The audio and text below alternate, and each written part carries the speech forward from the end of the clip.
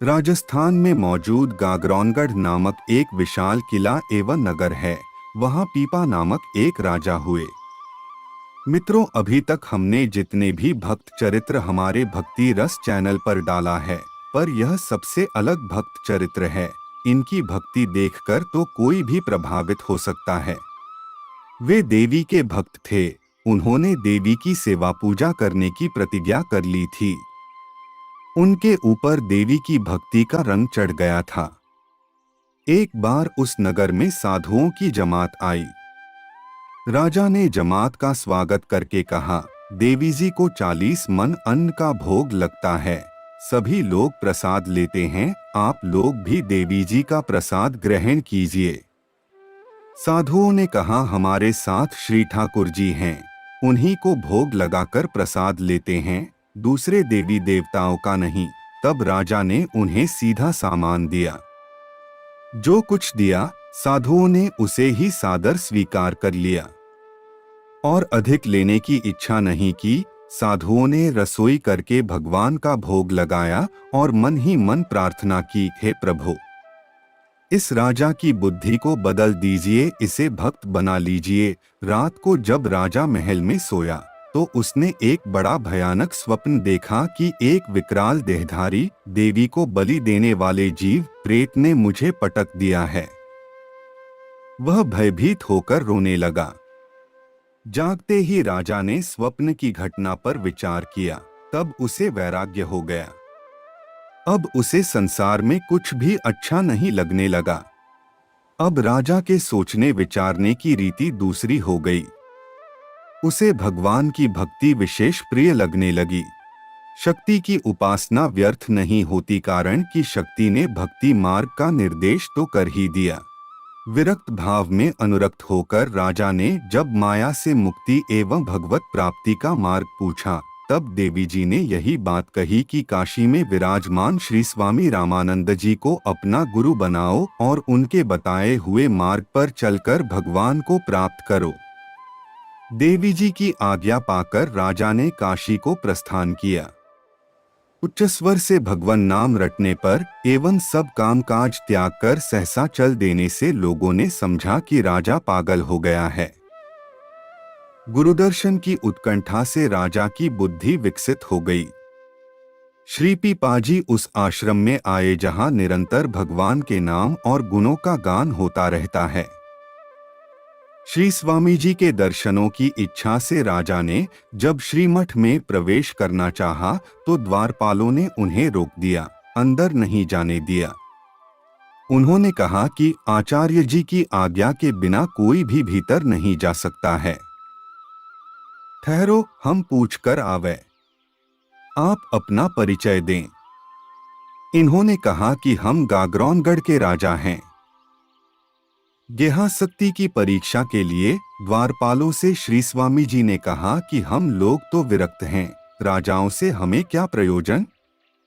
यह सुनकर पीपाजी ने राजा शाही वेश का त्याग करके फिर शरणागति की प्रार्थना कहला भेजी।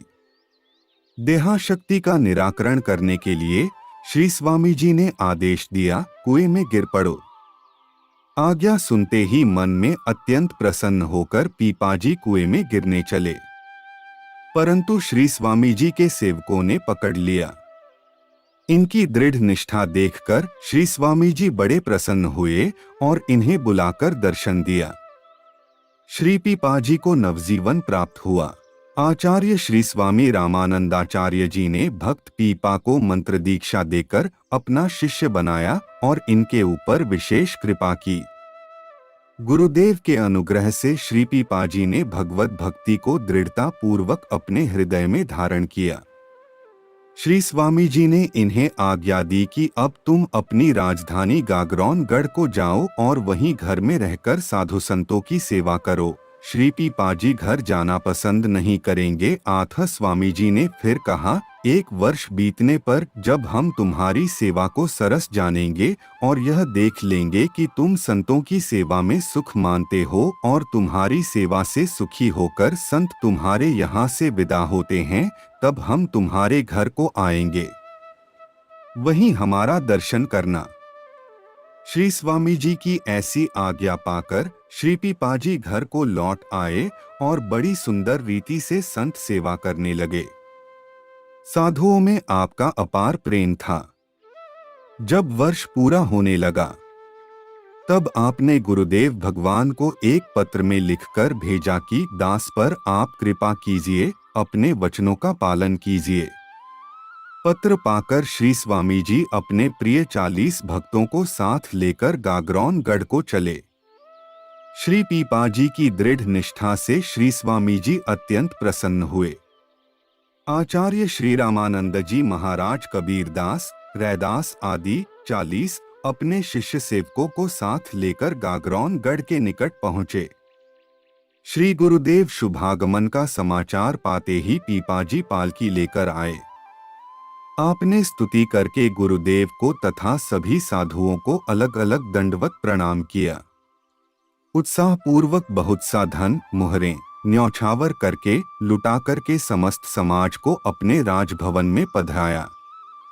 श्री पीपाजी ने उस समाज की जैसी सेवा की, नाना प्रकार के मेवा पकवानों के जैसे भोगराग अर्पण किए, उसका वर्णन करना सरस्वती जी के भी वश की बात नहीं है।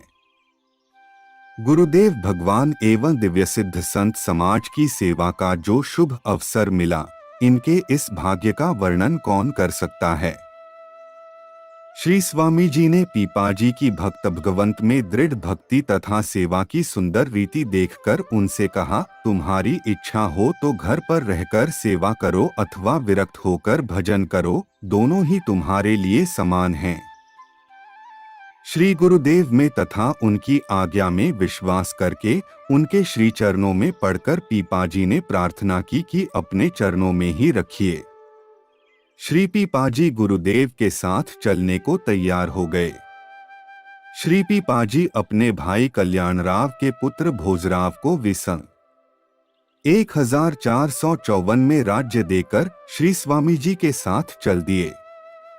श्री पीपाजी जब घर छोड़कर श्री स्वामी जी के साथ चलने को तैयार हुए तब उनकी सभी 20 रानियां भी उनके साथ चलने के लिए तैयार हो गईं। श्री पीपाजी ने उन्हें बहुत समझाया कि वन में अनेक कष्ट उठाने पड़ते हैं, उन्हें अनेक प्रकार से डराया धमकाया भी, परंतु उन्होंने इनकी एक न मानी, साथ चलने की ही इच्छा करने लगी। तब श्री पीपाजी ने कहा, यदि तुम सबको मेरे साथ ही चलना है, यहाँ रहना अच्छा नहीं लगता है, तो कमरी को फाड़कर उसकी अल्फी पहन लो और मूल्यवान वस्त्र तथा सभी गहने उतार कर फेंक दो, साधुवेश धारण करके चलो। ऐसा त्याग वे नहीं कर सकी, सभी रोने लगी। परंतु उनमें से जो सबसे छोटी रानी सीता सहचरी जी, सोलंखड़ी पद्मावती थीं, वे इसके लिए तैयार हो गई। उन्होंने अल्फी गले में डाल ली, सभी आभूषण उतार दिए, साधुवेश धारण करने में उन्हें लज्जा नहीं आई। तब राजा ने दूसरी आज्ञा दी कि अधोवस्त्र मात्र रखो, इस अल्फी को भी उतार कर फेंक दो। सुनते ही सीता सहचरी अल्फी उतार कर फेंकने लगी। यह देखकर श्री स्वामी जी को दया आ गई। उन्होंने श्री पीपाजी को आज्ञा दी कि इनको साथ में ही रखो, परंतु श्री पीपाजी को रानी साथ में रखना अच्छा नहीं लगता था। श्री स्वामी जी के अधिक आग्रह करने पर श्री पीपाजी ने उनसे बार बार यह प्रार्थना की कि मेरा इस सीता सहचरी में बिल्कुल प्रेम नहीं है, इसे मैं अपने साथ नहीं ले जाना चाहता हूँ। यदि आपने इस पर कृपा ही की है तो किसी दूसरे के साथ इसे कर दीजिए। फिर जब गुरुदेव जी ने शपथ दिलाई सती स्त्री का त्याग उचित नहीं है, तब श्री पीपाजी ने सीता सहचरी का हाथ पकड़ लिया और उन्हें अपने साथ ले चलने को तैयार हो गए। राजा को रोकने के लिए रानियों ने एक ब्राह्मण को बहुत सा धन देकर उसे प्रेरित किया। लोभ से उसने कहा कि मैं राजा को कदापि जाने नहीं दूंगा। श्री पीपाजी के समझाने पर भी उसने अपना हठ नहीं छोड़ा। ये भी रुकने को तैयार नहीं हुए। तब उस ब्राह्मण ने विष खा लिया और मर गया।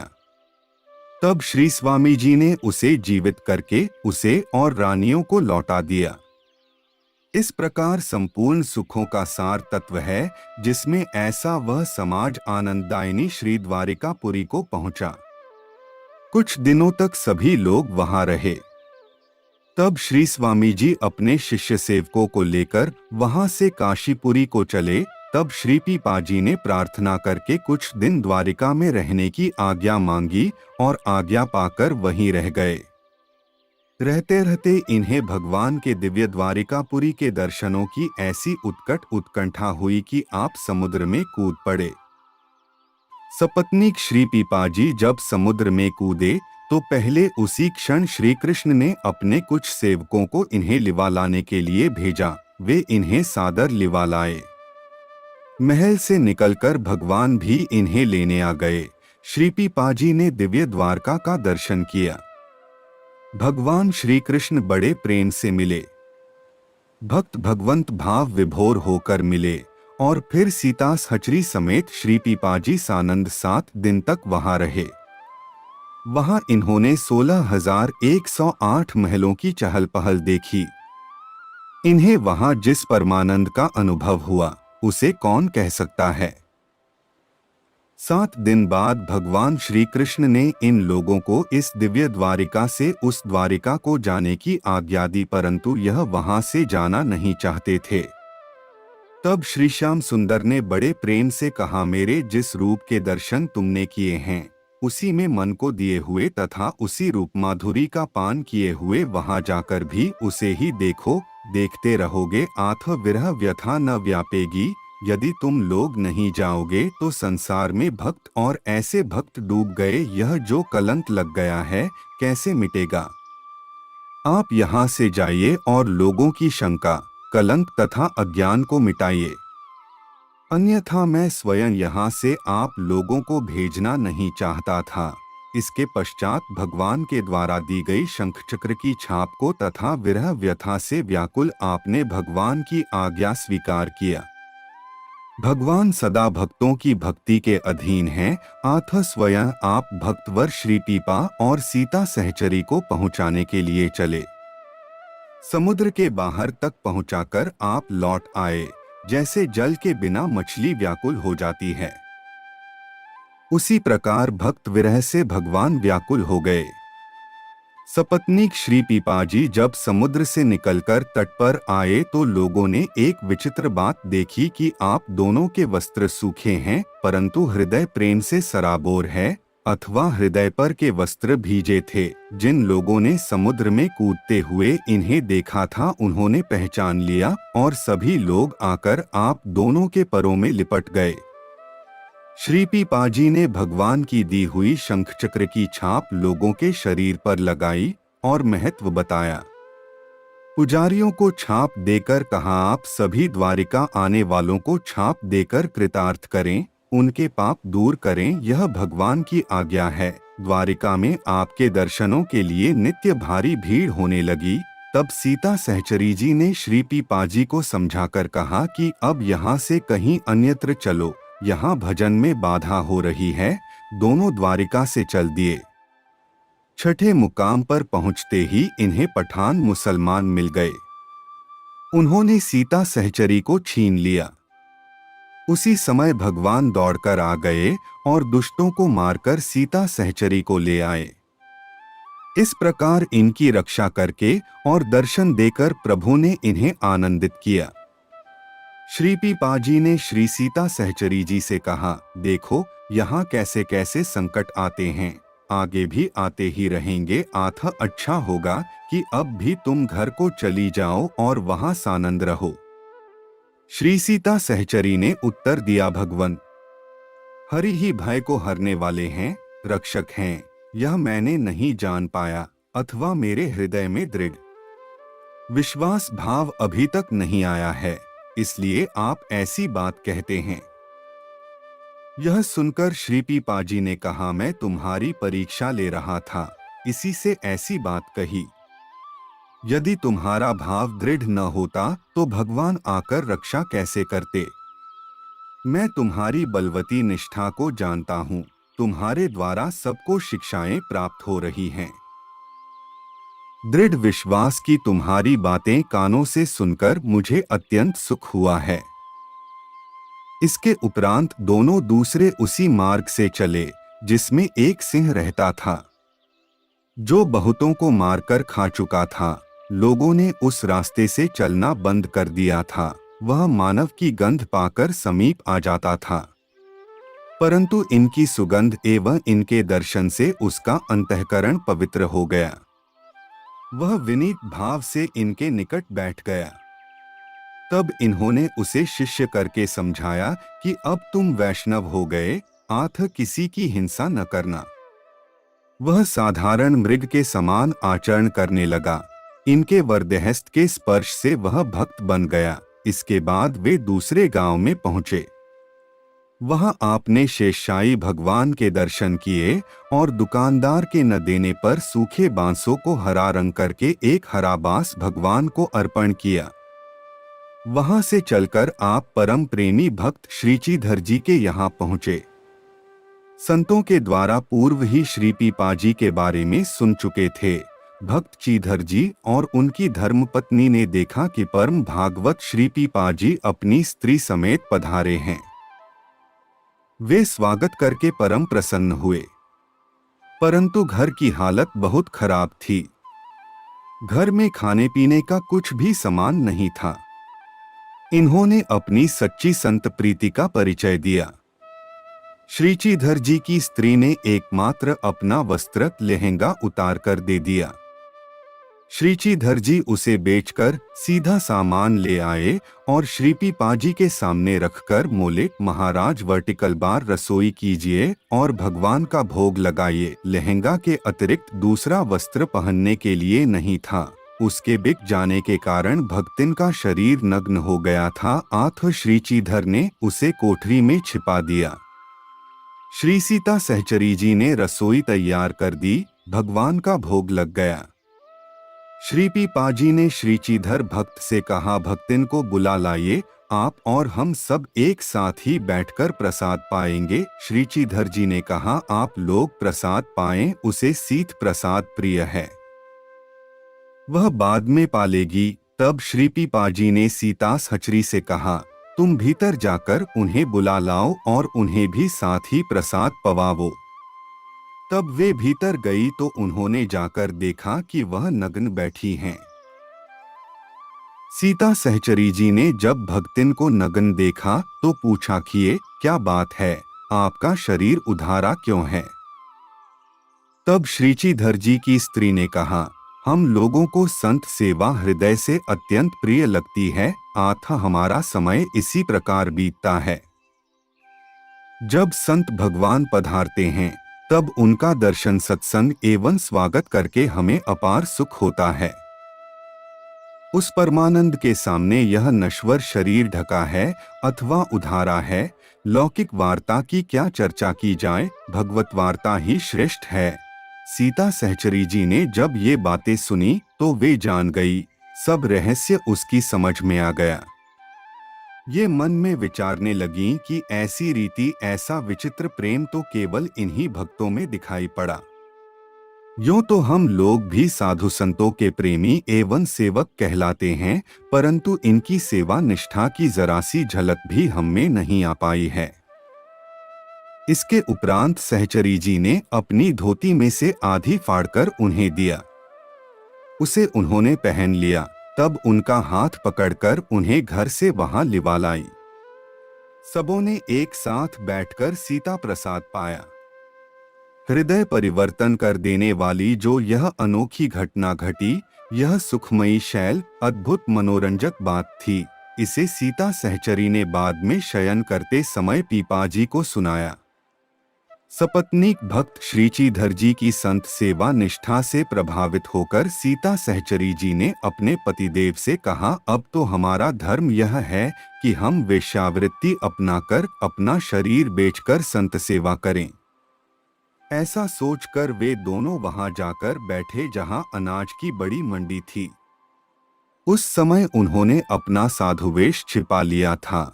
श्री सीता सहचरी जी की अपार सुंदरता से आकृष्ट होकर के वे लोग एकत्र हो गए जो आंखों के रोगी रूप निरखने के लोभी थे।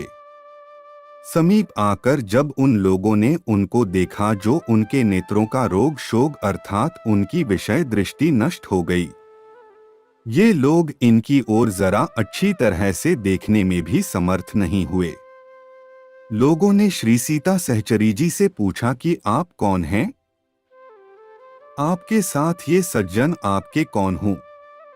इन्होंने उत्तर दिया, हम वेश्या हैं, हमारे घर द्वार कुछ भी नहीं है और हमारे साथ में यह हमारा भंडुआ है। यह सुनकर वे सब स्तब्ध खड़े के खड़े ही रह गए। उनके तनमन गतिहीन हो गए। फिर जिन लोगों ने उन्हें द्वारका में देखा था उन्होंने पहचान कर बताया, अरे ये परम भक्त श्री पीपा जी और वे उनकी धर्म पत्नी सीता सहचरी जी हैं। तब तो लोगों ने उनके आगे अन्नवस्त्र और मुरों के ढेर लगा दिए। श्री पीपा जी ने वह सब सामान भक्त चीधर के यहाँ भेज दिया। श्री चीधर जी ने साधु और ब्राह्मणों को खिला पिलाकर एवं दक्षिणा देकर सर्वस्व समाप्त कर दिया। श्री चीधर भक्त से आज्ञा मांगकर उनसे विदा लेकर सीता सहचरी समेत श्री पीपाजी टोड़े ग्राम को आए। मार्ग में जब कोई प्रेमी भक्त नहीं मिलते थे तो आप भूखे ही रह जाते थे और यदि मिल जाते तो प्रसाद पाकर तृप्त हो जाते थे। टोंडे गए थे तो वहां एकाएक आपको मोहरों से भरे हुए कई मटके दिखाई पड़े।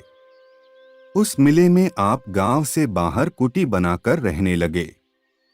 एक दिन आप स्नान करने के लिए हुए धन को त्याग कर आप चले आए। रात में सीता सहचरी से आपने बताया कि उस सरोवर पर स्वर्ण मुद्राओं से भरे मटके मैं छोड़ आया हूं। सुनकर उन्होंने कहा, अब आप उस तालाब पर स्नान करने मत जाइएगा, दूसरे पर जाया कीजिए।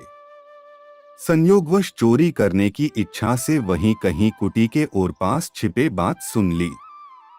वे तुरंत हुए उसी सरोवर पर गए और जाकर देखा तो उन पात्रों में सौंप भरे हुए हैं।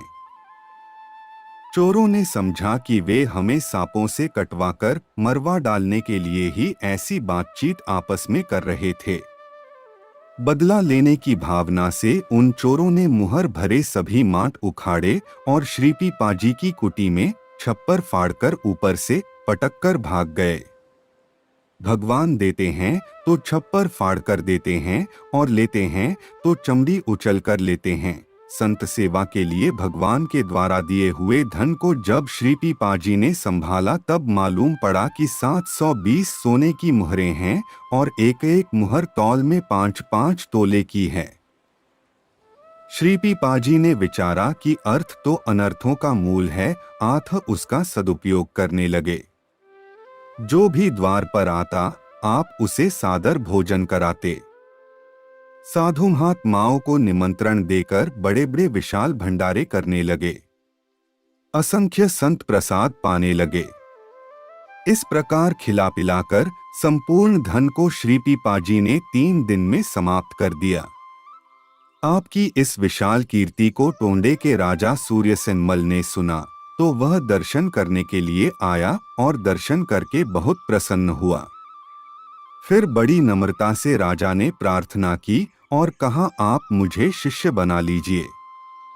श्री पीपाजी ने कहा, पहले संसार की वासनाओं को त्याग कर अतीत वैराग्यवान हो जाओ। विषयासक्त को दीक्षा देना व्यर्थ है। जिसमें विरक्त भाव दृढ़ है उसे हम लोग दीक्षा शिक्षा देकर अपने समान सुंदर बना लेते हैं। राजा ने कहा, आप जो चाहोगे, जैसी आज्ञा मुझे दोगे मैं वही करूंगा। आप कृपालु होकर मुझ पर कृपा करें।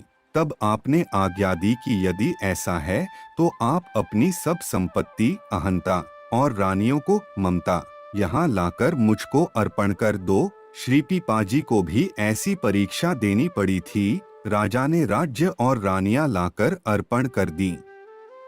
इस प्रकार श्री पीपाजी ने राजा की परीक्षा लेकर उसको मंत्र दीक्षा दी। फिर संपत्ति और रानियों को लौटाकर कहा कि संपूर्ण राज्य तथा ये रानियां आज से अब हमारी हैं, इनमें अब ममता न रखना। मेरी आज्ञा से इनका पालन पोषण करना तन मन और धन से संत सेवा करना। रानियों को आज्ञा दी कि संतों से पर्दा न करके उनकी सेवा करना। इसके बाद राजा ने बहुत अनुनय विनय करके गुरुदेव को एक घोड़ा और संत सेवार्थ बहुत सा धन भेंट किया। आपने उनमें से कुछ धन रख लिया, शेष लौटा दिया। गुरुदेव के उपदेशानुसार राजा ने अहंकार को त्याग दिया और सभी जीव जंतुओं को अपने से बड़ा मानने लगा। यह समाचार सुनकर राजा के भाई बंधु जल भुन गए, परंतु महान प्रतापी सीतापति श्री पीपाजी से वे कुछ भी कह न सके। इसी बीच एक व्यापारी बैलों को खरीदने के लिए टोंडे गांव को आया। राजा के भाइयों ने उसे बहकाया कि पीपा भगत बैलों के बहुत बड़े व्यापारी हैं, उसके पास बहुत अच्छे अच्छे बैल हैं, वहीं चले जाओ, उन्हीं से कहो बैल मिल जाएंगे। लोगों के बहकाने में आकर वह व्यापारी श्री पीपाजी के पास आया और थैली खोलकर रुपए इनके सामने रखते हुए बोला, मैं बैल लेने आया हूं, मुझे बैल दीजिए। श्री पीपाजी ने कहा, आपको जितने बैल चाहिए उतने मिल जाएंगे, परंतु आज अभी यहाँ नहीं हैं, गांव में चरने के लिए भेज दिए गए हैं, कल दोपहर को आकर आप ले लीजिएगा। इसके बाद वह व्यापारी तो रुपए देकर चला गया। आपने संतों का बुलवाकर भंडारा महोत्सव कर दिया, उसी में सब रुपए खर्च कर दिए। वह बंजारा निर्धारित समय पर आ गया और बोला, मुझे बैल दीजिए। बैल कहाँ है? उस समय पंगत हो रही थी, सैकड़ों संत बैठे प्रसाद पा रहे थे। श्री पीपाजी ने पंगत की ओर हाथ से संकेत करके कहा, ही सब मेरे बैल धर्म स्वरूप संत हैं, मैं इन्हीं का व्यापार करता हूँ, इनमें से जितने आपको चाहिए आप उतने ले जाइए। उस व्यापारी ने संतों के दर्शन किए, उसके हृदय में भक्ति का भाव भर गया। वह उसी समय बाजार को गया और वस्त्र लाकर उसने सभी साधुओं को पहनाया। एक दिन श्री पीपाजी घोड़े पर चढ़कर स्नान करने के लिए सरोवर पर गए। घोड़े को वहीं छोड़कर आप स्नान करने लगे। इतने में ही दुष्ट चोरों ने आकर घोड़ा पकड़ लिया और उसे छिपाकर बांध दिया। आप जब स्नान करके आए तो घोड़ा ज्यों का त्यों वहीं पर खड़ा मिला, मानो उसी को ले आए हों। घोड़े पर चढ़कर आप अपने आश्रम में आ गए। जब चोरों ने यह चमत्कार देखा तो वह डर गए और घोड़े को ले आए। तब वह घोड़ा नहीं दिखाई पड़ा। उन्होंने चोरी छोड़कर शिष्यता स्वीकार की। एक बार श्री पीपाजी राजा सूर्यसेनमल के यहाँ एक झगड़े का, एक ही स्त्री को दो पुरुष अपनी अपनी स्त्री बताते थे। एक पुरुष रूपधारी प्रेत को बोतल में बंद कर सच्चे व्यक्ति को श्री पीपाजी ने पत्नी सौंप दी। यह फैसला करने के लिए गए थे। आपके चले जाने के बाद कुटी पर कुछ संतजन पधारे। संयोगवश उस दिन कुटी में अन्नधन कुछ भी नहीं था। संत सेवा के लिए कहीं जाकर कुछ ले आऊं, ऐसा विचार कर श्री सीता सहचरी जी बाजार को गईं। वहां इन्हें देखकर एक दुराचारी बनिए ने बुलाकर पूछा, आपने सामान की आवश्यकता बताई। तब उसने सब सीधा सामान देकर कहा, आप रात को मेरे पास अवश्य आइए। सब सामग्री लेकर आप कुटी पर आई। रसोई हुई और भोग लगाकर जब महात्मा लोग भोजन कर रहे थे, उसी समय श्री पीपाजी पधारे। उन्होंने पूछा कि सामान कहाँ से आया? तो श्री सीता सहचरी जी ने सब बात बतला दी। उसे सुनकर श्री पीपाजी ने उसकी संत सेवा निष्ठा पर अपना शरीर और प्राणों को न्यौछावर कर दिया। सायंकाल को श्रृंगार करके श्री सीता सहचरी बनिए के पास जब जाने को तैयार हुई तो उसी समय पानी बरसने लगा। कीचड़ हो गया, कैसे जाएं, श्रृंगार बिगड़ेगा। तब श्री पीपाजी ने उन्हें कंधे पर चढ़ा लिया और उस बनिए को प्रसन्न करने के लिए चले। श्री पीपाजी ने सीता सहचरी जी को ले जाकर बनिए के द्वार पर उतार दिया। वे भीतर चली गई। आप बाहर द्वार पर बैठ गए। इनके दर्शन चिंतन से एवं अन्न के संत भगवंत की सेवा में लगने से उसकी बुद्धि शुद्ध हो चुकी थी। आत्ममुख पर दृष्टि न पड़कर उस बनिए की दृष्टि इनके चरणों पर पड़ी। इनके सूखे श्री चरणों को देखकर उसने पूछा, माताजी आप यहाँ तक कैसे आई है? इन्होंने उत्तर दिया, स्वयं श्री स्वामी जी अपने कंधे पर बिठाकर लाए हैं। फिर उसने पूछा, वे कहाँ हूँ? आपने कहा तुम जाकर देखो, वे बाहर ही होंगे।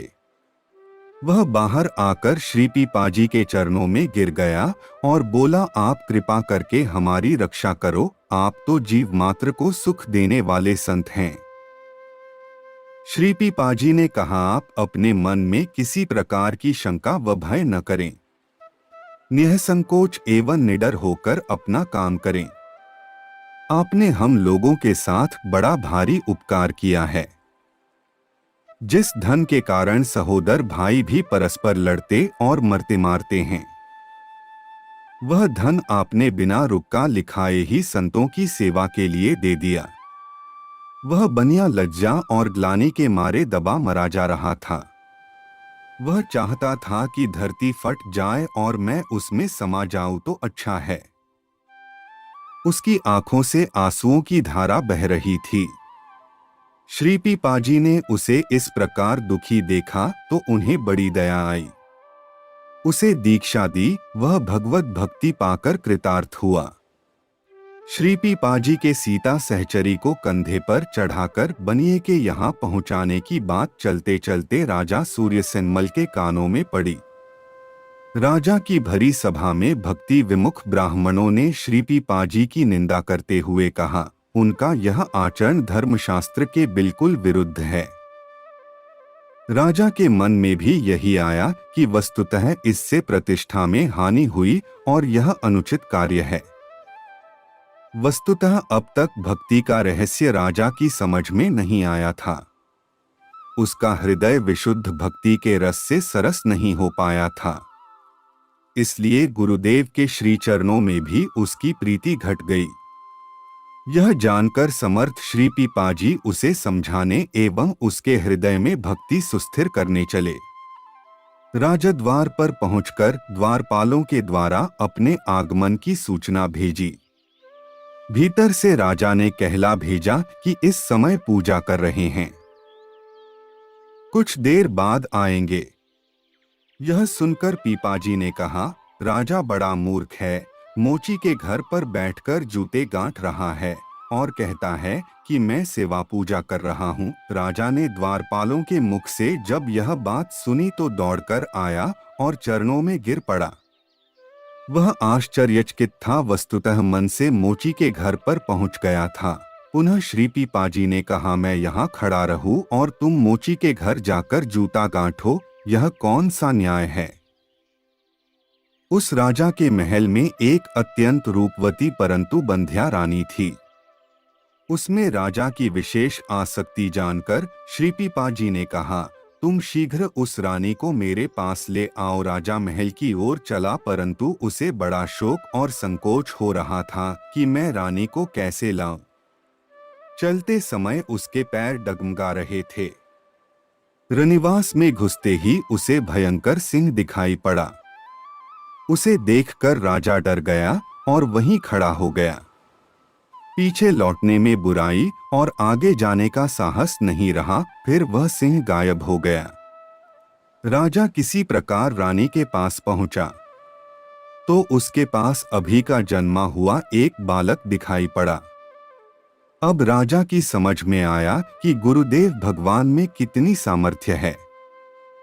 वहीं पृथ्वी पर साष्टांग दंडवत प्रणाम करके राजा ने स्तुति की, हे प्रभु, हम आपकी माया को नहीं जान सकते हैं। आपके सिंह एवं शिशु दोनों ही रूप वंदनीय हैं। राजा की प्रार्थना से प्रसन्न होकर निज स्वरूप से श्री पीपाजी वहीं प्रकट हो गए और फटकारते हुए बोले, कहो वह पहले वाला रंग कहाँ गया, जब तुमने लोक लज्जा और मोह का त्याग करके सारा राज्य और रानियां मुझे अर्पण की थीं और मेरे शिष्य हुए थे। अब जब राजा का अंतःकरण पवित्र हो गया तब श्री पीपाजी ने उसे अनन्य भक्ति का उपदेश दिया। वह राजा के हृदय में प्रविष्ट हो गया, अर्थात राजा ने सम्यक प्रकार से धारण कर लिया।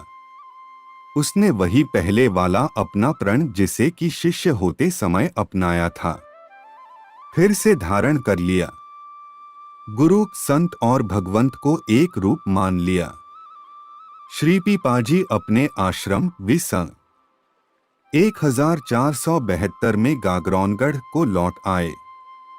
एक साधु रूपधारी नाम का साधु दुराचारी श्री पीपाजी के पास आकर बोला, आप अपनी स्त्री को मुझे एक रात के लिए दे दें। आपने कहा ले जाओ। उसने सीता सहचरी जी से कहा, आप मेरे संग दौड़कर चलो। आज्ञा के अनुसार ये उसके साथ दौड़ती हुई चलने लगी, परंतु दौड़ते दौड़ते सारी रात बीत गई, फिर भी उसका घर नहीं आया। प्रातःकाल हो गया। ये बैठ गई और बोली कि अब मैं आपके साथ एक पग भी नहीं चल सकती हूँ, क्योंकि मेरे स्वामी जी की यह आज्ञा थी कि इनके साथ एक रात रहना। सो वह रात बीत गई। उसने सोचा कि थक गई हैं, आठ पालकी या गाड़ी ले आऊं, उसमें बिठाकर ले चलूं। वह गांव में गया तो घर घर में श्री सीता सहचरी के दर्शन हुए। तब उसकी आंखें खुलीं। वहीं आकर बोला, माताजी चलो आपको स्वामी जी के पास पहुंचा आवें। आश्रम में आकर वह श्री पीपाजी के और श्री सीता सहचरी जी के पैरों में गिर पड़ा। उसके मन से काम वासना दूर हो गई और संत भगवंत की भक्ति में दृढ़ भाव हो गया। एक बार 4 कामी कुटिल दुष्टों ने सुंदर माला तिलक आदि धारण कर लिया और श्री पीपाजी के निकट आकर बड़ी नम्रता से बोले, आप सच्चे संत सेवी हैं, आज अपनी स्त्री हमें दे दीजिए। आप बोले, हाँ तो सर्वस्व आपका है ही, बिना मांगे ही ले जा सकते हैं। श्री स्वामी जी की आज्ञानुसार सीता सहचरी श्रृंगार करके कोठे में जा बैठीं। श्री पीपाजी ने उन्हें काम भाव से व्याकुल होकर प्रतीक्षा करते देखा तो कहा, आप लोग कोठे में जाइए। जैसे ही ये लोग कोठे के द्वार पर गए, वैसे ही सिंहनी इन सबके ऊपर इन्हें फाड़ डालने के लिए झपटी, परंतु उसने साधुवेश जानकर फाड़ा नहीं। वे चारों भयभीत होकर भागे और श्री पीपाजी से नाराज होकर बोले, तुमने तो वहां हम लोगों को मरवाने के लिए सिंहनी बैठा रखी है, तुम साधु नहीं दुष्ट मालूम पड़ते हो। हंसकर आपने कहा, आप लोग अपने हृदय की कुत्सित भावनाओं को देखिए, अंधकार भोग भावना ही सिंहनी है, वह तुम्हें छोड़ नहीं सकती है। सद्भाव से पुनः जाकर देखिए। उन लोगों ने फिर जाकर देखा तो जैसे ही ये लोग कोठे के द्वार पर गए, वैसे ही सिंहनी इन सबके ऊपर इन्हें फाड़ डालने के लिए झपटी, परंतु उसने साधुवेश जानकर फाड़ा नहीं। वे चारों भयभीत होकर भागे और श्री पीपाजी से नाराज होकर बोले, तुमने तो वहां हम लोगों को मरवाने के लिए सिंहनी बैठा रखी है, तुम साधु नहीं दुष्ट मालूम पड़ते हो। हंसकर आपने कहा, आप लोग अपने हृदय की कुत्सित भावनाओं को देखिए, अंधकार भोग भावना ही सिंहनी है, वह तुम्हें छोड़ नहीं सकती है। सद्भाव से पुनः जाकर देखिए। उन लोगों ने फिर जाकर देखा तो सीता सहचरी जी विराजमान हैं। वे सब चरणों में पड़कर रोने एवं अपराध क्षमा करने की प्रार्थना करने लगे। श्री पीपाजी की बात को सत्य मानकर वे सब उनके शिष्य बन गए। उनकी वह बुद्धि नष्ट हो गई, सभी भक्त बन गए। श्री पीपाजी के यहाँ विराजमान साधु संतों ने एक दिन दही पाने की इच्छा प्रकट की कि आज तो श्री रघुनाथ जी का दही भोग आरोगने का मन है। उसी समय एक ग्वालिन दही बेचती हुई उधर आई। इससे यह जाना गया कि भगवान अपने भक्तों के मनोरथ पूर्ण करते हैं। श्री पीपाजी ने दही का मूल्य पूछा तो उस ग्वालिन ने 3 आना बताया, परंतु उस समय श्री पीपाजी के पास एक भी पैसा नहीं था। उन्होंने उससे कहा, तू दही दे दे, पैसे अभी नहीं है। आज जो भी कुछ भेंट में आ जाएगा वही तुझको मिल जाएगा। यदि कुछ ना आया तो तुम्हारा दही ही भेंट समझा जाएगा। ग्वालिन ने स्वीकार कर लिया। दही का भोग लगा। साधुओं ने शक्कर मिलाकर भोग लगाया और बड़े प्रेम से दही पिया। उसी समय श्री पीपाजी का एक शिष्य आया और उसने एक मोतीमाला के समेत बहुत सा धन भेंट किया। इन्होंने मोतीमाला और संपूर्ण धन ग्वालिन को दे दिया। इससे यह प्रकट हुआ कि संत जैसा कहते हैं वैसा ही करते हैं। वह बेचारी ग्वालिन इतना धन लेने में डरी कि सुनते ही राजा छीन लेगा। वह उस धन को घर लाई। उसमें से कुछ थोड़ा अपने पास रखा, शेष को भक्त भगवंत सेवा में खर्च करके श्री पीपाजी की शिष्या बन गई। भक्ति करने लग गई। एक ब्राह्मण था, वह देवी का बड़ा भारी भक्त था। एक बार उसने एक बड़ा भारी भंडारा महोत्सव किया।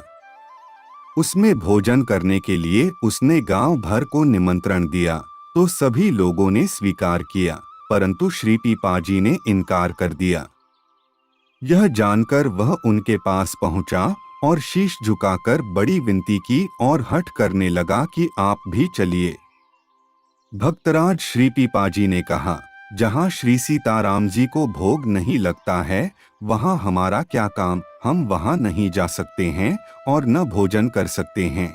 बाद में उनकी दीनता देखकर आपने कहा, यदि तुम सभी पकवान न शाक जितने बने हैं सब में से थोड़ा थोड़ा अमनिया ले आओ, मैं अपने भगवान को भोग लगाऊंगा और प्रसाद पालूंगा। उसने स्वीकार किया और वैसा ही किया। तब आपने भी प्रसाद पाया। सबको खिलाने पिलाने के बाद जब रात में वह ब्राह्मण सोया तो स्वप्न में देवी जी ने आकर उससे कहा, तुमने इतना बड़ा भंडारा किया परंतु मुझे तो खाने को ही नहीं मिला, मैं तो भूखी मर गई। ब्राह्मण ने कहा, क्यों? देवी ने कहा, जब पीपाजी ने भोग लगाया तो उसी समय भगवान के पार्षदों ने मुझे मंदिर से बाहर निकाल दिया। अब तक मैं उनके भय से कौप रही हूं। जब ब्राह्मण की आंखें खुली तो उसने सोचा, जब पार्षदों से देवी डर गई तो मेरा क्या कल्याण करेगी। आठ अब मैं प्रातः होते ही श्री पीपाजी टाइम्स शिष्य बन जाऊंगा। कब सवेरा हो कब मैं श्री पीपाजी से जाकर सब बात कहूं। का इसी अभिलाषा से प्रातः होते ही वह उनके पास गया और सब समाचार बताकर शिष्य बन गया। गांव के दूसरे देवी भक्तों ने जब यह समाचार सुना तो वे सब श्री पीपाजी के शिष्य हो गए। वैष्णव बनकर भगवान की उपासना करने लगे। एक दिन एक रूपवती तेलिन तेल लो जोर जोर से कहकर तेल बेचती घूम रही थी। श्री पीपाजी ने उससे कहा, तेल लो कहकर चिल्लाती हो, इस सुंदर मुख से कभी कभी सीताराम सीताराम भी कह दिया करो तो तुम्हारा कल्याण हो जाएगा। उसने क्रोधित होकर कहा, सीताराम सीताराम तो विधवाएं जपती हैं, अथवा जब कोई मर जाता है तब श्मशान घाट पर ले जाते समय राम राम सत्य कहते हैं, मैं क्यों कहूँ। इसके बाद तेल बेचकर जब वह घर पहुंची ही थी कि उसके पति की नाक में चौखट की टक्कर से चोट लगी और वह गिरकर मर गया। अब तो आर्तस्वर से हाय राम कहकर विलाप करने लगी। लोग उसे लेकर श्मशान घाट की ओर चले। श्री पीपाजी के आश्रम के समीप होकर निकले। वह तेलिन रो रोकर राम नाम सत्य कह रही थी। सबसे बोली कि इन्हीं के कहने से मेरा पति मरा है। सबों ने श्री पीपाजी से प्रार्थना की और आजन्म नित्य नाम जपने की प्रतिज्ञा की। तब श्री पीपाजी ने उसे जीवित कर दिया। वह तेली तो भगवान के नाम का उपदेश लेकर विरक्त हो गया। तेलिन समेत घर के सभी लोग भक्त हो गए। आश्रम में विशेष भीड़-भाड़ देखकर श्री पीपाजी ने श्री सीतास हचरीजी से कहा, यहाँ भजन में बाधा होती है, चलो कहीं अन्यत्र एकांत वन में बैठकर श्री राम नाम का स्मरण करेंगे। ऐसा कहकर सीता सहचरी समेत आप आश्रम से चल दिए और एकांत वन में जाकर भजन करने लगे। किन्हीं आने जाने वाले लोगों ने आपको पहचान लिया और संतों ने भी आकर अनुरोध किया कि आश्रम में ही चलिए, वहीं रहकर हमें आनंदित कीजिए। उसी समय एक महाजन आया, उसने एक गाड़ी जिसमें बहुत सा अन्न धन भरा था आपको भेंट की। आप उसे लेकर चले। रास्ते में कई डाकू मिले और श्री पीपाजी ने सहर्ष उन्हें भरी भराई गाड़ी भेंट कर दी। ये गाड़ी लेकर चले। थोड़ी देर बाद जब वह कुछ दूर निकल गए तब श्री पीपाजी को गांठ में बंधी मोहरों का ध्यान आया। तब ये दौड़े उन्हें पुकारकर बोले, रुक जाओ, ये मोहरें और ले जाओ। मोहरें पाकर वे आश्चर्य में पड़ गए। डाकुओं ने पूछा, आप कौन हैं, कहाँ रहते हैं? तब आपने नाम पता बताया। सुनते ही वे चरणों में गिर पड़े और विनती करने लगे। गाड़ी हाकर आश्रम में लाए। शिष्य बनकर सन्मार्ग पर चलने लगे। इस प्रकार आपने उनके जीवन का सुधार किया। जारिक एक दिन श्री पीपाजी के पास गांव से 5 संतों के निमंत्रण आए। इन्होंने विचारा, थोड़ी थोड़ी देर के लिए सभी संतों के यहाँ चला जाऊंगा। इतने में इनके आश्रम में ही कई संत पधारे। आप प्रसन्नता पूर्वक उनकी सेवा में लग गए। आदर पूर्वक जिन्होंने बुलाया है वहां जाना चाहिए। इस विचार से आप 5 शरीर धारण कर 5 संतों के स्थानों में गए। वहां आप दिन के बाद रात में भी उत्सव कीर्तन में सम्मिलित और 5 गांवों में आपने शरीर त्याग दिया और 5 गांवों में आपका दाह संस्कार कर दिया गया। एक गांव में आपकी 2 शिष्याएं थी। वे समाचार देने को चली तो मार्ग में भी उन्हें दाह संस्कार के उत्सव दिखाई पड़े। सर्वत्र से समाचार लाने वालों ने आश्रम में आकर देखा तो संत मंडली में बैठे श्री पीपाजी कीर्तन कर रहे हैं। इस दिव्य चमत्कार को जानकर सभी लोगों को पूर्ण विश्वास हो गया कि ये सामान्य मनुष्य नहीं हैं, ये तो कोई दिव्य महापुरुष हैं। श्री पीपाजी के यहाँ एक बार एक संत मंडली आई। कई दिन श्री पीपाजी ने उनकी खूब सेवा की। चलते समय उन संतों ने कहा, हमें द्वारका जाना है, हमारे पास खर्चा नहीं है। तब आप एक महाजन गए और रुक्का लिखकर इस शर्त पर रुपए लाए कि तुम तगादा मत करना। जब मेरे पास रुपए होंगे तब अपने आप हम ब्याज समेत दे जाएंगे। कुछ दिनों बाद वह अपने रुपए मांगने लगा। श्री पीपाजी ने उसे शर्त की याद दिलाई कि आप मांगेंगे नहीं, हम बिना मांगे ही दे देंगे। रुपए अभी नहीं हैं। उसे संतोष नहीं हुआ। उसने पंचायत में दावा कर दिया। पंच लोगों ने इन्हें बुलाया और कहा कि आप रुपए क्यों नहीं देते हैं? आपने कहा, सेठ जी वह कागज लावें, हिसाब बतावें, हम रुपया देने को तैयार हैं। सेठ जी ने घर से लाकर कागज पंचों में पेश किया तो वह बिल्कुल कोरा था। पंचों ने सेठ को दंड दिया कि इसका जाति से बहिष्कार करो, इसने संत का अपमान किया है। श्री पीपाजी ने कहा, इसे दंड न दिया जाए, इससे हमने साधुओं को देने के निमित्त रुपए लिए थे, पर तय यह था कि ये मांगेंगे नहीं। इन्होंने रुपए मांगकर प्रतिज्ञा भंग की, आथ भगवदिच्छा से कागज कोरा हो गया है। इस चमत्कार से प्रभावित होकर वहीं उपस्थित किसी दूसरे धनी ने उसके रुपए चुका दिए। वह महाजन पछताया और श्री पीपाजी की शरण में आया। संत सेवी श्री पीपाजी के आश्रम में कभी कभी तो अन्नधन का सर्वथा अभाव हो जाता था तो कभी कभी अन्नधन से भंडार भर जाता था, परंतु आपको निष्किंचनता ही प्रिय थी। एक बार आपके आश्रम में बहुत सा अन्नधन तथा और भी विविध सामग्रियों का संग्रह हो गया तथा आदर सत्कार बहुत बढ़ गया। इससे ऊबकर आपने श्री सीता सहचरी जी से कहा, यहाँ विघ्न होने लगा, चलो अन्यत्र चलें। आप दोनों टोंडे से चले तो चलते चलते 80 कोस दूर एक नगर में पहुंचे जहां बाजार था। आप जाकर वहां बैठ गए। किसी ने आकर आपको बहुत फटकारा और कई धक्के लगाए। आप दूसरी जगह जा बैठे। वहां के दुकानदार ने भी गालियां दी और आपको भगाया। तब आपने श्री सीता सहचरी से कहा, अब जाकर कुछ शांति आई। आदर सम्मान एक रोग है, उसके बढ़ जाने पर यही उत्तम उपचार है। किसी ने इनको बताया कि तुम आगे चले जाओ, वहां ठहरना। आप उठकर चल दिए। जाकर देखा तो उजार दिखाई पड़ा। आपने झाड़ बुहार कर चौका लगाया। स्थिर चित्त बैठकर आनंद मग्न होकर नाम संकीर्तन करने लगे। उसकी ध्वनि चारों ओर फैल गई। उसे सुनकर सैकड़ों सेवक शिष्यों समेत एक महंत जी आए। उनके आने से सत्संग कीर्तन का आनंद और अधिक बढ़ गया। वहीं पर एक ब्राह्मण रहता था, उसने भी सत्संग कीर्तन का आनंद लिया। इसके बाद उसने दंडवत प्रणाम करके प्रार्थना की कि मुझसे अनजान में गोहत्या हो गई थी।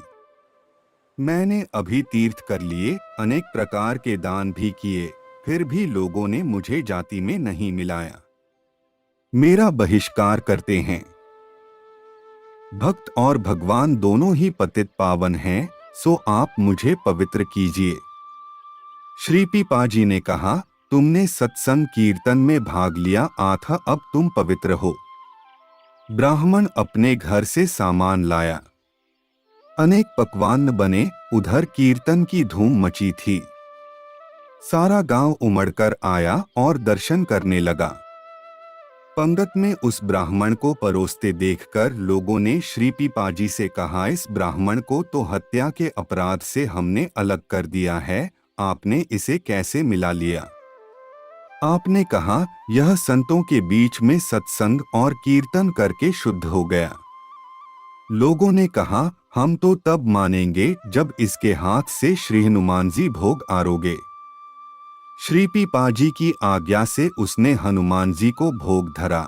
उसे हनुमान जी ने स्वीकार किया। प्रत्यक्ष प्रमाण देखकर सभी लोगों को संतों में और भगवान नाम में दृढ़ विश्वास हो गया। टोंडे से श्री पीपाजी के चले जाने पर राजा सूर्यसेनमल को बड़ी चिंता हुई। बिना दर्शनों के बेचैन होकर उसने दूत भेजे। दूतों ने पत्र दिया, प्रार्थना की। आप अपनी अलौकिक शक्ति से तत्क्षण टोंडे में आ गए। घुड़सवार दूत कई दिन बाद पहुंचे। आपके आते ही टोंडे में आनंद की लहर फैल गई। राजा प्रजा सभी दर्शनों के लिए दौड़ पड़े। राजा ने बहुत सा धन भेंट किया। इतने में ही एक संयोगी वैरागी ने आकर प्रार्थना की कि मेरी एक लड़की विवाह के योग्य है, मेरे पास एक कौड़ी भी नहीं है।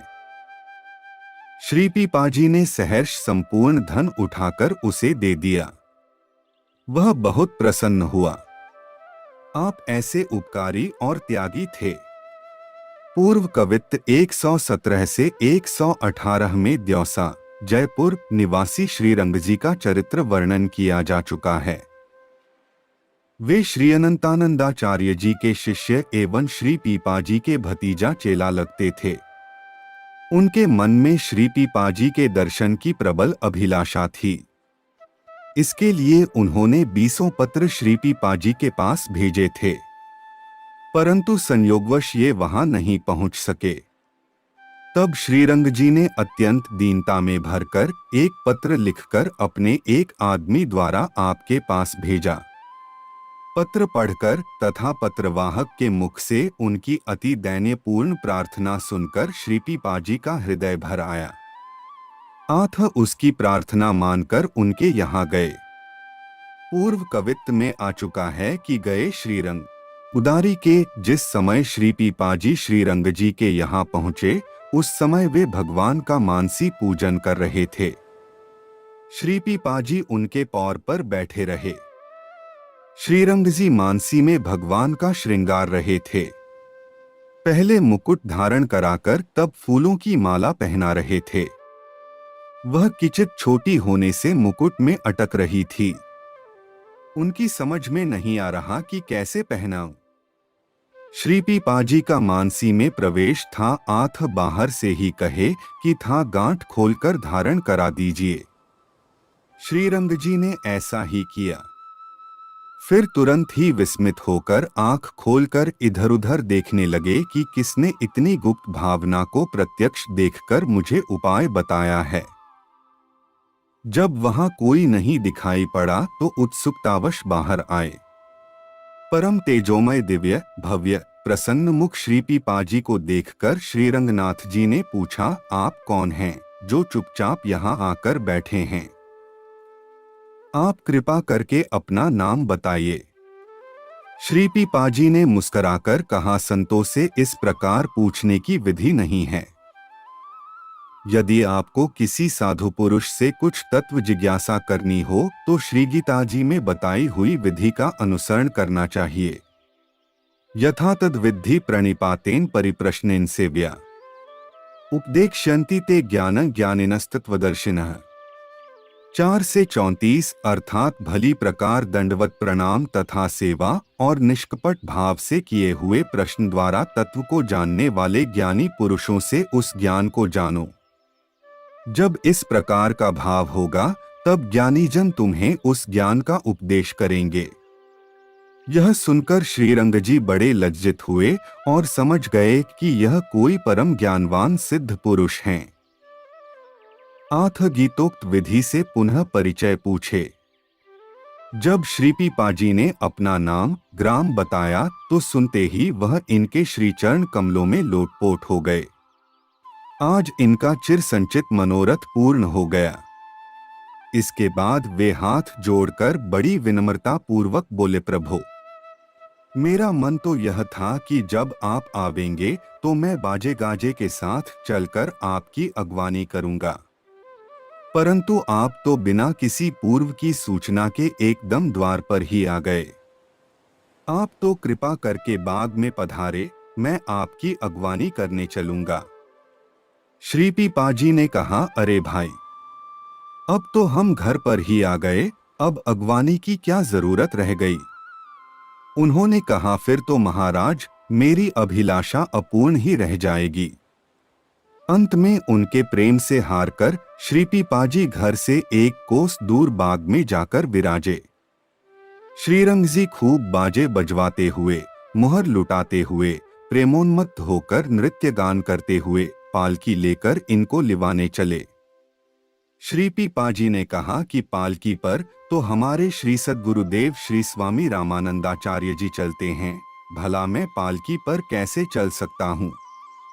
यदि आपका ऐसा ही भाव है तो श्री स्वामी जी की छवि को पालकी पर पधराकर ले चलें, मैं पैदल चलूंगा। ऐसा ही हुआ। श्री पीपाजी उनके प्रेम को देखकर 1 महीने तक उनके घर रहे। श्री पीपाजी के सत्संग से संपूर्ण देवसा द्यौसा गांव श्री राम रंग में रंग गया। पूरे गांव में भक्तिभाव छा गया। आप धोसा में श्रीरंग जी के ही यहाँ थे, तब एक दिन एक सरोवर पर आप दोनों बैठे। उसी समय 2 स्त्रियां कंडा बीनती हुई उधर ही आ निकली। देखकर श्री पीपाजी ने उन्हें अपने समीप बुलाया। श्रीरंग जी को श्री पीपाजी का यह कार्य अच्छा नहीं लगा। वे मन में सोचने लगे कि ये पराई स्त्रियों को क्यों बुलाते हैं। साधु को तो परस्त्री का मुख भी नहीं देखना चाहिए। सर्वज्ञ श्री पीपाजी ने उनका मनोभाव जानकर समझाया कि अपने किसी स्वार्थवश बुलाना, वार्तालाप करना अनुचित है, परंतु परमार्थ दान के लिए बुलाना अनुचित नहीं है। तब श्रीरंग जी का समाधान हुआ। फिर आपने उन बाइयों से कहा कि इतना मधुर स्वरूप पाकर गोबर बीनना अच्छा नहीं लगता है। यह शरीर तो भगवान को भजने योग्य है। तुम लोग कौड़ी गोबर के लिए चिंतामणि देव दुर्लभ मानव तन का दुरुपयोग कर रही हो। अपना तन मन भगवान को अर्पण करके क्यों नहीं अपने जीवन को धन्य बना लेती हो? अरे, तुम सब तो भगवान की नित्य प्रेयसी गोपी हो, किसी लौकिक पति की पत्नी नहीं हो। आथ सब कुछ छोड़कर उन राधाकांत ब्रजेंद्र नंदन श्री श्याम सुंदर के श्री चरण कमलों में अनुराग करो। श्री पीपाजी के मार्मिक उपदेश को श्रवण कर वे दोनों बाइयां जगत से विरक्त होकर श्री श्यामानुरागिणी बन गई और घर छोड़कर श्री द्वारकापुरी में जा बरसी। श्रीरंग जी के यहाँ से विदा होकर श्री पीपाजी जब टोंडे को आ रहे थे तो मार्ग में इन्हें एक रोता बिलखता ब्राह्मण दिखाई पड़ा। दुख का कारण पूछने पर ब्राह्मण ने बताया कि मेरी बेटी ब्याह योग्य हो गई है, पास में पैसा है नहीं। यजमान के यहाँ गया था, वहां भी कुछ नहीं मिला। इसी चिंता से मैं व्याकुल हूं। ब्राह्मण की बात सुनकर श्री पीपजी को दया आ गई। तत्काल उनके पास जो कुछ था वह ब्राह्मण को देकर बोले कि यदि आप कुछ देर के लिए साधुवेश धारण कर सकें तो आपको और भी बहुत सा द्रव्य दिलवा सकता हूं। ब्राह्मण देवता तैयार हो गए। श्री पीपाजी उन्हें आश्रम पर लिवा लाए। उनका सिर अंचला पहनाए, द्वादश तिलक किए, गले में कंठी बांधी और ऊंचे तख्ते पर गद्दी मुड़ाकर बढ़िया लगाकर उनको बैठाया तथा स्वयं उनके समीप ही नीचे बैठ गए। टोड़े के राजा सूर्यसेन जब इनका दर्शन करने आए तो ऊंचे तख्ते पर विराजमान नवीन महात्मा देखकर पूछे कि ये कौन है? श्री पीपाजी ने कहा, ये मेरे काका गुरु हैं। तुम्हारे भाग्य को हैं जो इनका दर्शन कर लिया। यह सुनकर राजा को बड़ी श्रद्धा हुई और उसने बहुत सा धन भेंट किया। जब राजा चला गया तो श्री पीपाजी ने पंडित से हाथ जोड़कर कहा, महाराज, मुझे क्षमा करना, मैंने आपका मूड मुड़वाया है, इसको फिर रख लेना। अब जाइए, खूब आनंद से बेटी का ब्याह करिए। वेश का प्रताप देखकर ब्राह्मण जगत देवता प्रभावित हुए। उन्होंने पुनः उस वैष्णव वेश को दूर नहीं किया, उसको से वैराग्य हो गया। घर आकर आनन फानन में बेटी का ब्याह करके सब कुछ उसे सौंपकर स्वयं श्री पीपाजी के शिष्य हो गए। इस प्रकार वे अपने तो भव पार हुए, उन्होंने अपनी अनेक पीढ़ियों को भी भव से पार कर दिया। एक दिन टोंडे में ही एकादशी की रात्रि को जागरण हो रहा था। खूब संतों का समुदाय एकत्रित होकर भावपूर्वक पदगान एवं नाम संकीर्तन में विभोर हो रहा था। इतने में ही श्री पीपाजी एकाएक उठकर हाथों को ऊपर उठाकर मलने लगे। इनका यह कौतुक किसी की समझ में नहीं आया। राजा सूर्यसेन ने बड़ी विनम्रता पूर्वक पूछा, तब आपने बताया कि श्री द्वारिकापुरी में कीर्तन हो रहा है। मशालची की तनिक असावधानी से उसका हाथ ऊपर उठ गया। मशाल चंदोवे से जा लगी। आठ चंदोवे में आग लग गई। मैंने अत्यंत शीघ्रता पूर्वक उसे ही बुझाया है।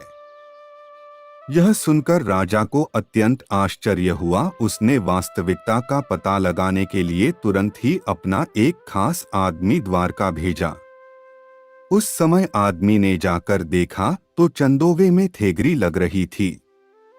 पूछने पर सब लोगों ने कहा कि यदि श्री पीपाजी नहीं रहे तो आज न जाने कौन सा अनर्थ हो जाता।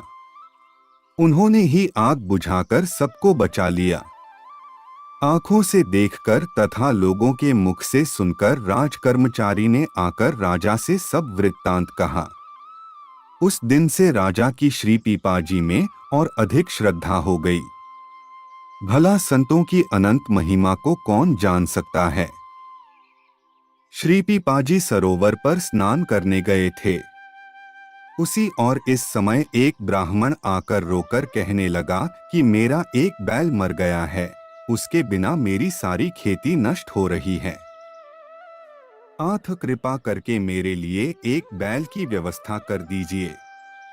आप उसे समझा रहे थे कि मेरे पास बैल कहाँ है, जो आपको समय संयोग से द्रव्य भी नहीं है जिससे बैल खरीदवा दूं। ब्राह्मण गिड़गिड़ा रहा था। ने उसके हाथ से बैल लेकर ब्राह्मण को पकड़ा दिया। तेली इतने में एक तेली का लड़का अपने बैल को जल पिलाने के लिए लाया। श्री पीपाजी का लड़का रोता हुआ घर जाकर अपने पिता से सब बात बताई। उसके पिता ने राजा सूर्यसेन के पास जाकर फरियाद किया। राजा ने कहा, तू उनके पास जाकर विनय कर, वे बड़े दयालु हैं, तुम्हारा सब दुख द्वंद्व दूर कर देंगे। तेली ने जाकर श्री पीपाजी से कहा, महाराज, आपने हमारा बैल ब्राह्मण को क्यों दे दिया? श्री पीपाजी उसे उपदेश देने लगे कि भैया, दान पुण्य की बड़ी महिमा है, फिर उसमें भी ब्राह्मण को मैंने दिया है। ब्राह्मण का खाया व्यर्थ नहीं जाता है, ब्राह्मण भगवत स्वरूप होते हैं। तुम्हें इसके लिए सोच नहीं करना चाहिए। तेली ने झुंझलाकर कहा, आपको अगर दान करना था तो अपना बैल देते, पास नहीं था तो खरीद कर देते, भला दूसरे की वस्तु का दान कैसा? आदि। श्री पीपाजी तेली की बात सुनते रहे और हंसते रहे, परंतु जब बात बढ़ने लगी तब आपने कहा, अरे यहां क्यों झगड़ रहे हो? पहले घर जाकर देखो तो। तुम्हारा बैल तो तुम्हारे घर पर बंधा है, व्यर्थ में हमसे तकरार कर रहे हो। तेली ने घर जाकर देखा तो सचमुच उसका बैल उसके खूंटे से बंधा था। अब तेली की आंखें खुलीं। श्री पीपाजी की प्रत्यक्ष महिमा देखकर उसने आकर चरणों में पड़कर बार बार क्षमा मांगी और शिष्य बन गया। एक बार उस देश में बड़ा भारी दुर्भिक्ष पड़ा। प्रजा में हाहाकार मच गया। राजा सूर्यसेन किंकर्तव्य विमूढ़ हो गए कि इस भीषण संकट से प्रजा को कैसे बचाया जाए। अंत में उन्होंने अपने परम समर्थ श्री सद्गुरु श्री पीपाजी की शरण ली।